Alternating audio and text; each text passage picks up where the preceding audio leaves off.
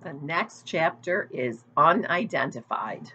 Dr. Schultz, IQ 127. To be the superintendent of a school district like Hardcastle, with its 47 buildings and more than 30,000 students, was a huge responsibility. A lot of administrators would have hundreds of complicated rules to follow.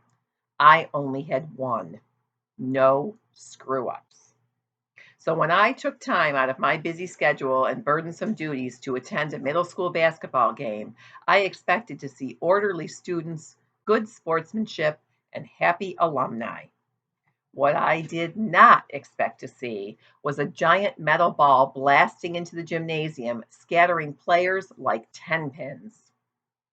Not only did it create a dangerous situation, but it also reflected very badly on the Hardcastle schools.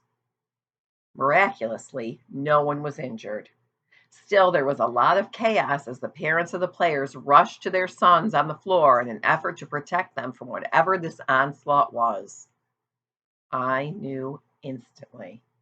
That globe was part of the statue of Atlas that stood on the knoll overlooking the hill.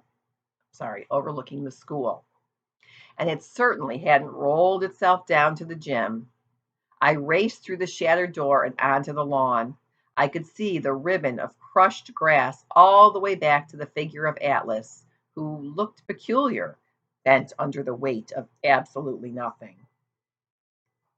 The culprit lay in the flattened path, raised up on his elbows, staring at the damage, guilty. "You there!" I called. The boy tried to scramble up and run, but he couldn't get any traction on the squashed turf. By the time he found his feet, I was upon him, and he was caught. "Come with me to my office."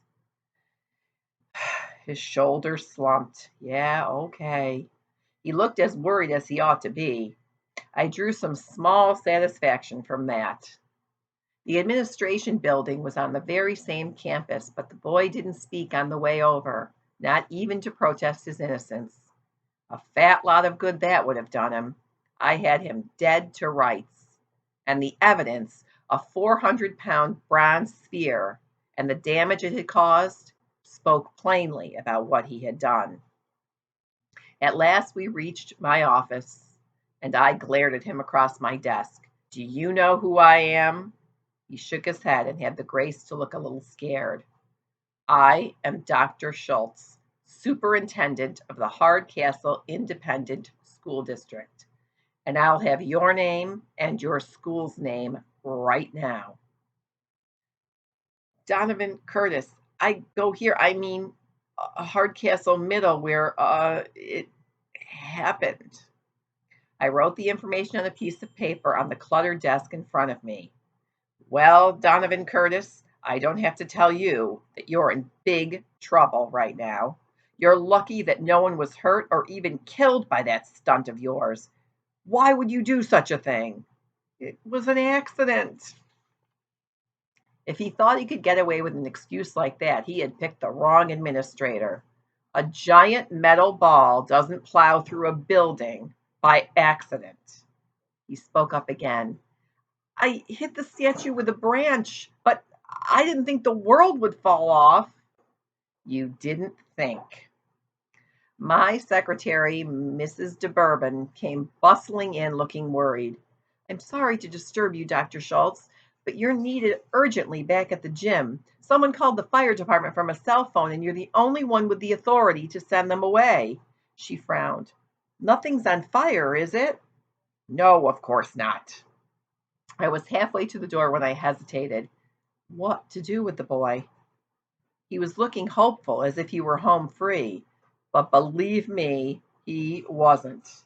It would serve him right if I left him sitting here cooling his heels while I went out to deal with the mess he'd made. But who knew how long that would take? By now, those firefighters could be finding code violations in the gym.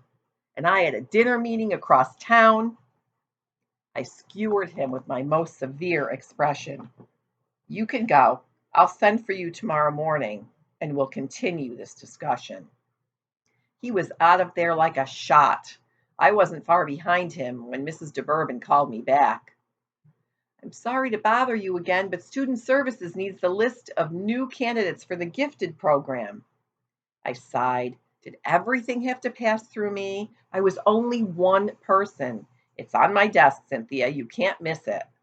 What a nightmare. There was damage to the gym floor in addition to the doors, which were a total loss. The foundry that had made the statue had gone out of business 5 years ago, so good luck getting a replacement globe for Atlas. The district's insurance agent was on vacation for the next 2 weeks. I missed my dinner meeting and my dinner. By the time I got back to my office, I was almost insane with aggravation. This was exactly why I couldn't tolerate screw ups. There was no such thing as just one. The first led to the second, and pretty soon they were coming at you in battalions. I needed to accomplish one real thing on this miserable day, and I knew exactly what it was going to be. I was going to call that boy's parents and let them know the damage and chaos their son's vandalism had caused. I scanned my desk for the paper where I'd written his name. It was gone. I scoured every item on that desk, and not just once. Nothing. Cynthia? But she had already left for the day. How could this be? That boy must have snuck back in and stolen the paper, hoping I'd forget his name among the 30,000 students I'm responsible for. Well, he was wrong about that. His name was His name was Sudden, overpowering chagrin. I had broken my only rule.